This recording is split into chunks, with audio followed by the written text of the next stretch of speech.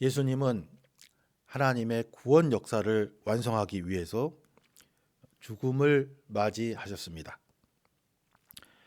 예수님은 십자가에 달려 죽음으로써 하나님과 인간 사이에 막힌 담을 허무는 화목 제물이 되셨습니다. 예수님은 참 하나님이자 참 인간이셨습니다. 그는 하나님이시지만 인간이기도 했기 때문에 십자가에서 죽음을 맞이하셨습니다. 죽음이란 무엇일까요? 우리가 죽음에 대해서 생각하기 시작하면 죽음은 곧 우리의 이해를 넘어서는 신비의 영역으로 사라져 버립니다. 죽음보다 두려운 것이 있을까요? 죽음은 나의 모든 존재를 삼켜버립니다. 겟세마네 동산으로 가시던 예수님은 베드로, 야고보, 요한에게 내 마음이 심히 고민하여 죽게 되었으니 라고 말씀하셨고, 땀방울이 핏방울처럼 내리듯 절규하면서 기도하기도 하셨습니다. 죽음은 이 땅에서 살아가던 나의 모습 전체를 일시에 완전히 바꾸어 버립니다. 죽음이 절대적인 의미를 갖는 것은 그 어떤 인간도 죽음을 피할 수 없다는 데에 있습니다. 살아있는 동안 보고, 듣고, 만지고, 느끼고, 생각하는 것들은 마치 영원할 것처럼 느껴지지만 그 어느 누구도 죽음을 피할 수는 없습니다. 이 땅에서 생명을 갖고 살다가 죽음을 맞이하는 것은 하나님께서 정하신 법칙입니다. 어느 누구도 예외 없이 하나님이 정하신 대로 따라야만 합니다. 오늘 본문인 갈라디아서 2장 20절을 제가 봉독하겠습니다. 내가 그리스도와 함께 십자가에 못 박혔나니 그런즉 이제는 내가 사는 것이 아니요 오직 내 안에 그리스도께서 사시는 것이라.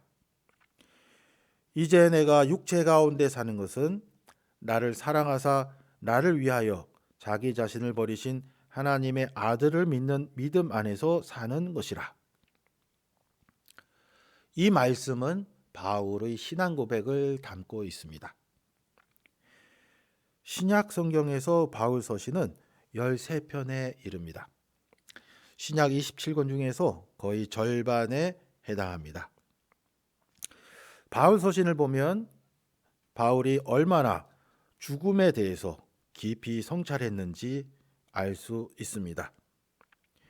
죽음에 대한 문제를 회피하고는 바울 신학을 이해할 수 없습니다. 바울 신학을 한마디로 표현한다면 십자가 신앙과 부활 신앙이라고 할 수 있습니다. 여기서 중요한 것은 십자가 신앙과 부활 신앙이 따로 떨어져 있는 것이 아니라 결합되어 있다는 것입니다. 예수님은 십자가에서 죽으셨습니다.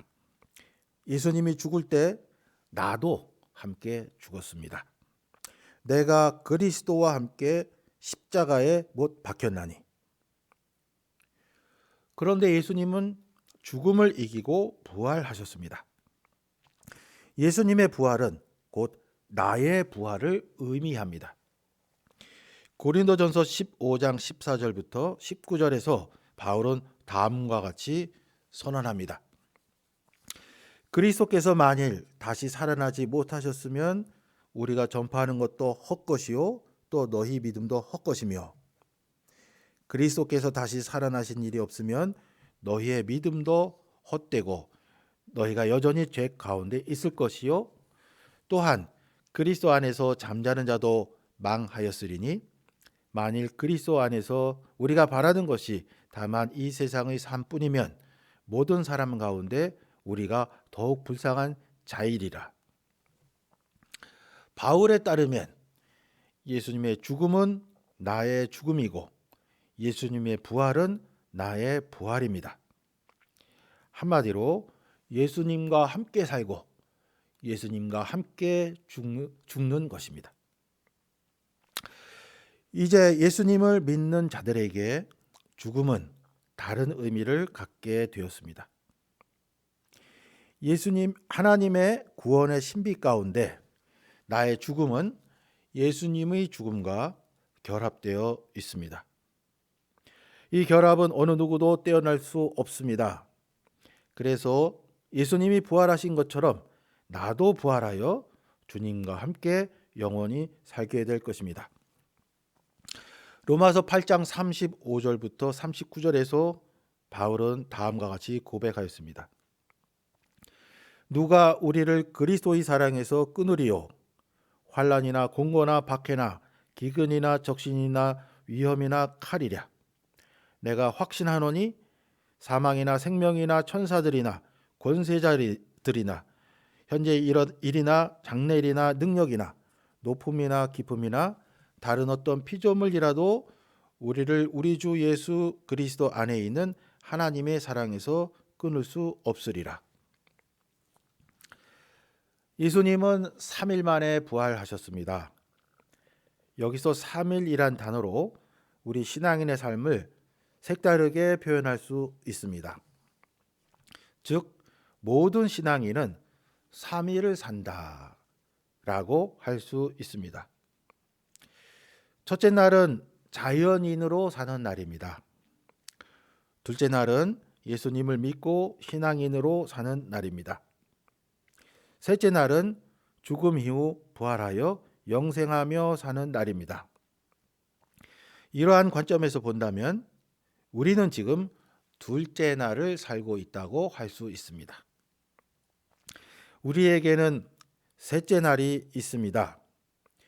우리는 예수님과 함께 죽고 예수님과 함께 사는 자들이기 때문입니다.